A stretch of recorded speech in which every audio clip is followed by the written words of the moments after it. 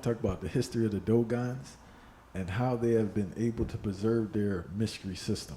With the honor that I have for all of my ancestors, I have to admit that they were great because once I traveled in America or other places I traveled to, and I saw how the modern waves came and destroyed everything to the point where not just the history, they destroyed to even just destroy any identity that indigenous people can hold.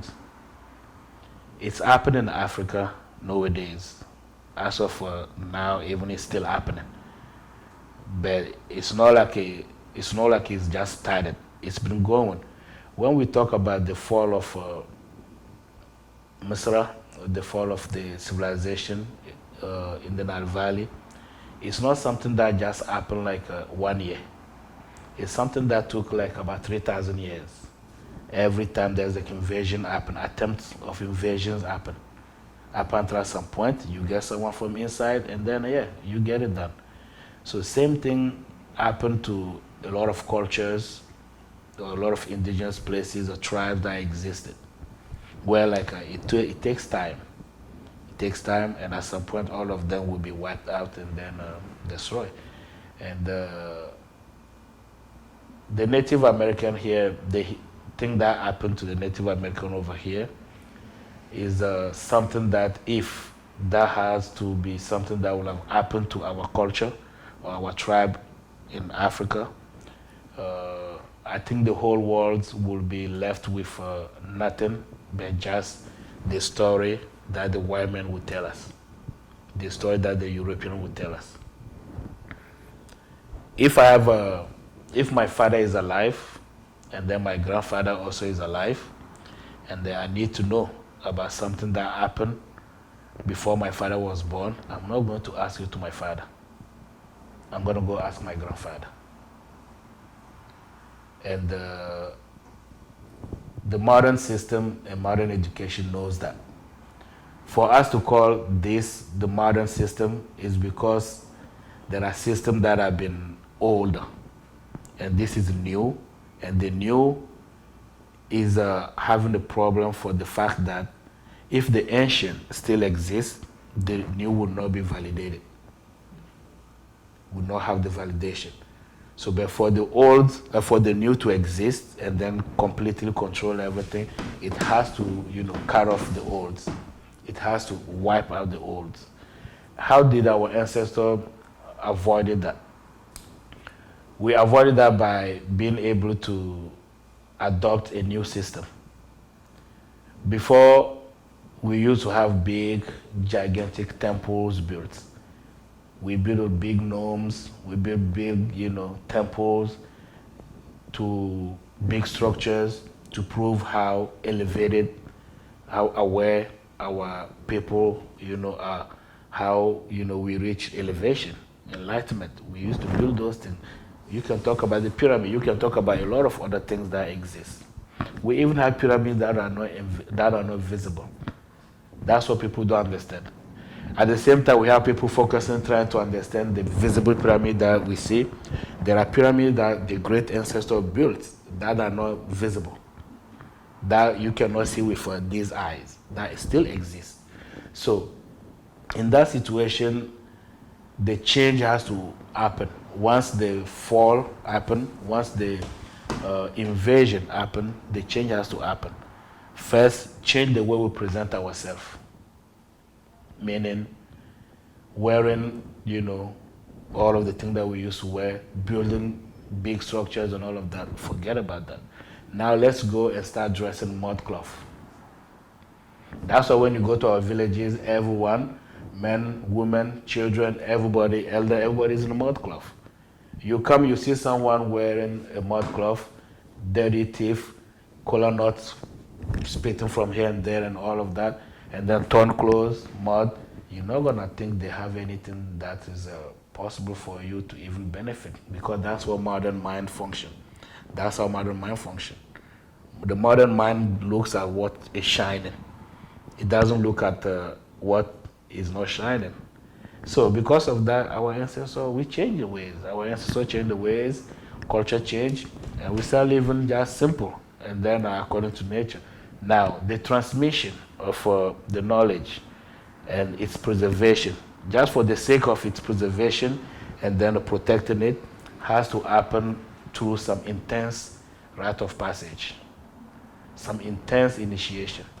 It has to go through that system.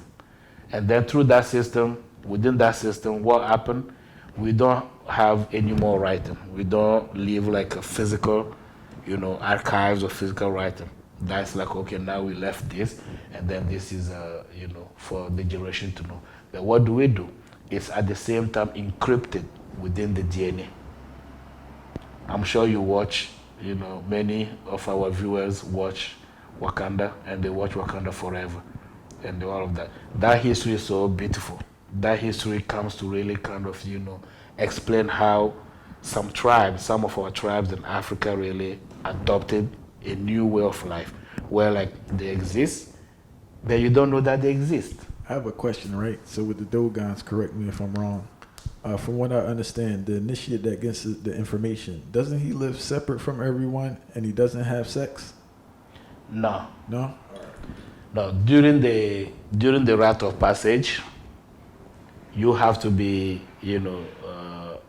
by yourself, where like no sexual activity, nothing that will come and then corrupt your mind, corrupt your physical body, corrupt your spirit, is anything like that is forbidden during the rite of passage. Even within our initiation in temple here in America, with the temples that the Dogon we establish, when you decide to come today to start initiation, you stop smoking, you stop drinking, you stop few things. And then for the whole time of your initiation, you will have to stop all of those things. After the initiation, and you travel and then you cross that level, then we'll be like, okay, certain things can be allowed now, depending on who you are. So that same system is what our ancestors held, right? And you don't get to share what you learn through the rite of passage with someone who has not, been present in the rite of passage. We even have codes. We have a way we greet. When you see the modern secret society existed, it's based on that. Freemason, Rosicrucian, Kabbalah, and all of that. Those, system, secret system exists because they saw that that's how indigenous people live.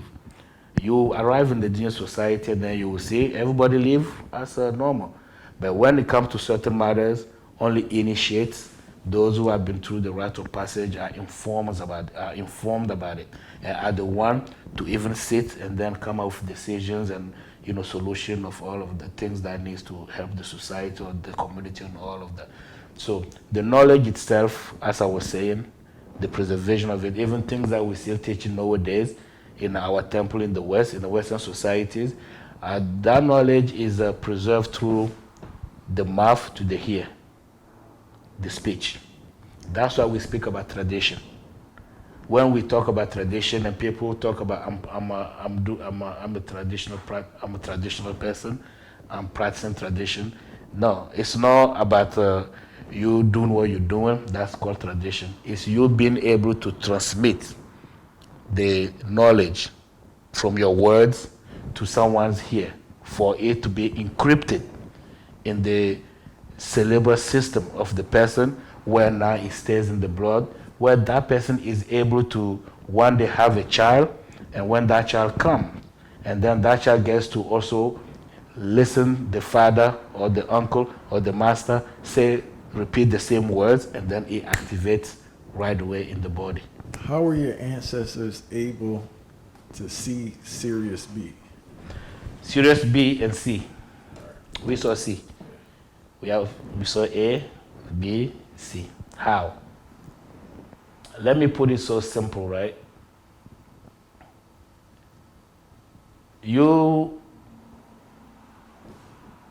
The planet that we live on is called planet Earth, right? And when we look up, we see all of the other star systems that we see. At some point, our ancestors, in their small wisdom, thought about what's all of these, right? What's all of these? Is there a way to reach these? And this is not just like a one generation thing. This is like a generation after generations that question has been there. At some point, they will understand that the planet that we're living on is also a celestial body. That's what a lot of people don't understand. A lot of people forget that the planet that we live on is also a celestial body, and that's part of the whole universe, and that one is in relation with the rest of the celestial bodies. We can look at the sun and think the sun is a celestial body.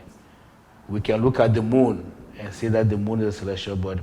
We can look at planet Mars. We can look at Venus.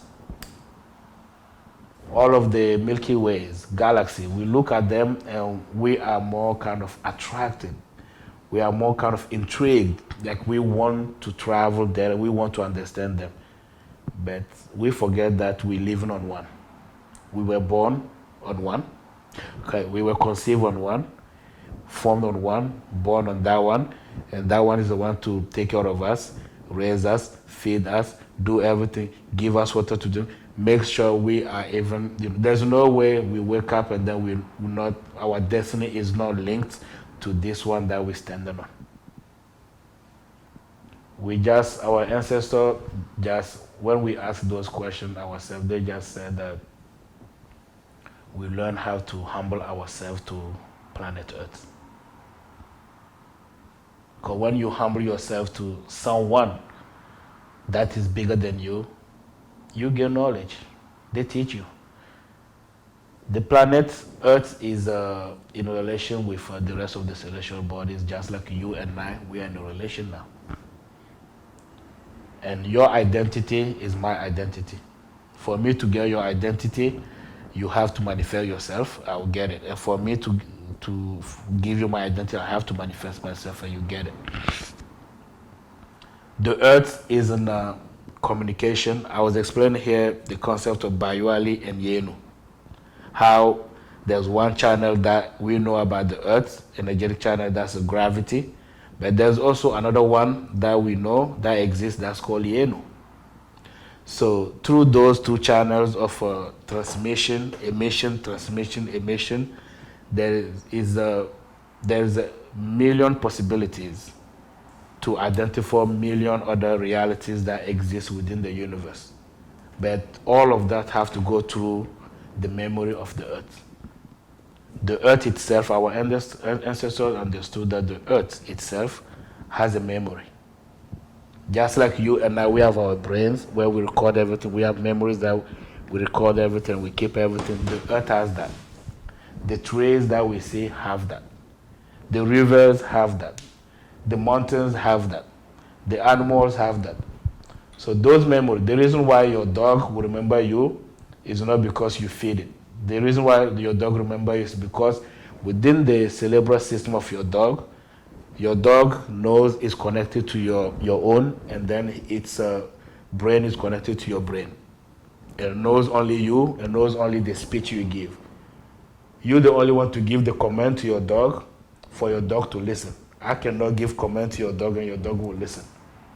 Because you and your dog, your cerebral system are already connected, and then that's like a channel that happened.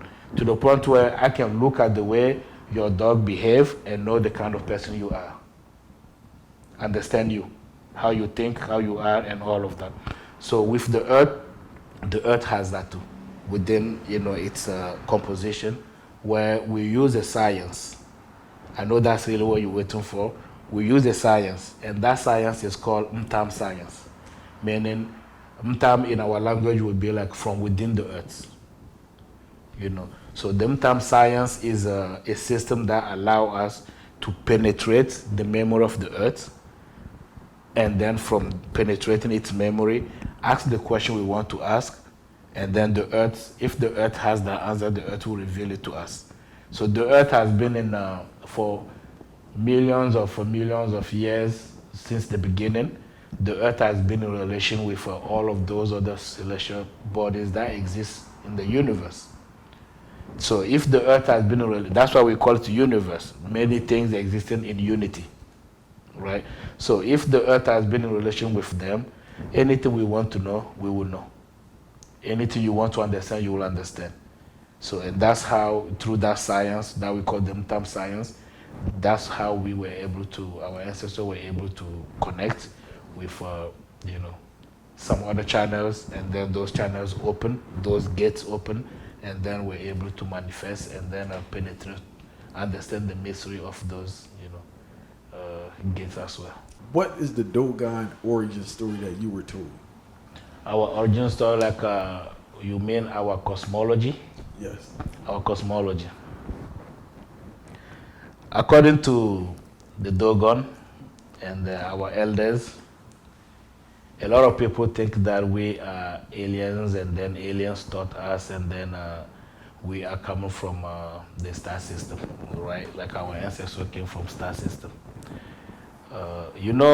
The element that you call aliens, in our cultures, we look at them as gods. We look at them as divinities. We look at them as entities, part of the universe. Entities, part of the universe, that have a way of manifesting themselves in our reality, which is a 3D reality. We are like in three-dimensional reality. We can only live in this, but for us to be able to manifest ourselves in another D, that's like 4D, above 3D, to go like 4D, we have to be able to elevate at some point, go through a lot of change, a lot of mutation to be able to do that. So when people sit down and say they meditate, and then they say they resonate and all of that, you're still in the 3D dimension. You're not going anywhere. Even with everything that you resonate with and all of that, you're still in the 3D dimension, reality. And you're just discovering all of the other things that exist within the 3D reality that your senses, conventional sensing, cannot perceive, right? So our story is this.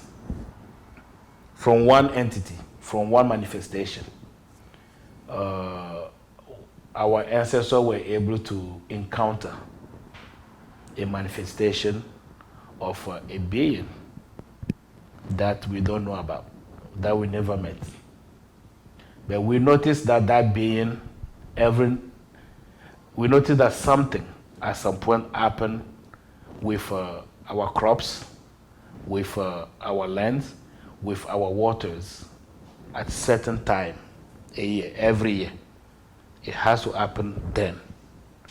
But who comes to do that? But when we even look, it's not the print of anyone in the village or in the reality then. It's like something that's bigger than whatever we might imagine. So what happens to the crops? Well, they come and then take, harvest our crops and take it. Does that make sense? Yeah, does it still go on today or no? It's still going on today. Yeah. But today, with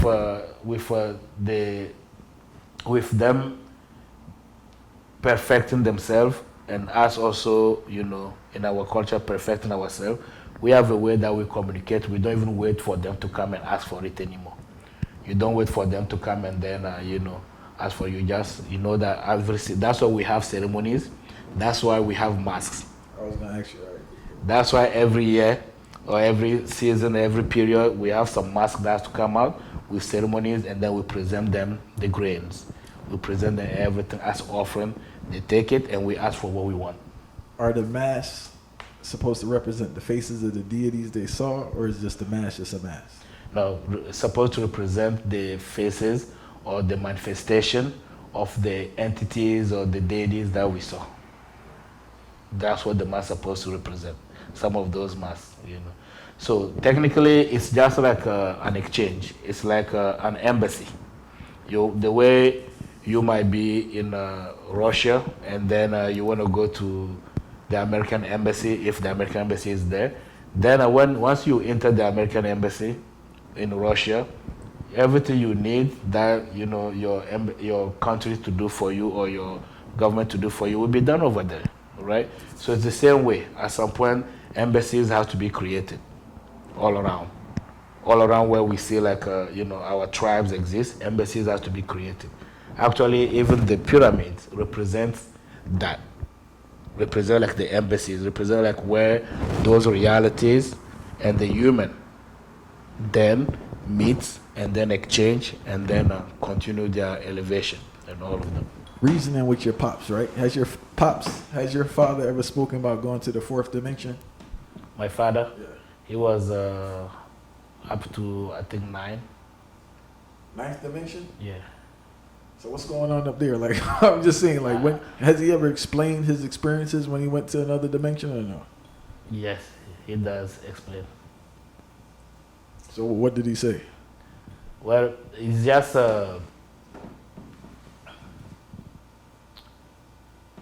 Bob Marley. Bob Marley is a higher vibration human being in the human flesh, in bones and body, who also at some point reach, higher dimension. And then what he does is like he managed to put all of that, manifest all of that through his music. That's why his music would never finish. You never get tired listening to everything Bob Marley did. Okay.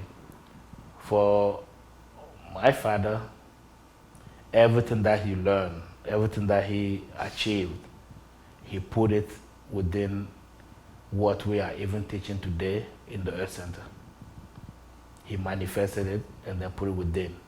He even had to ask permission to our royalties and dignities of the temple if this is allowed to be taught outside of our tribes and all of that.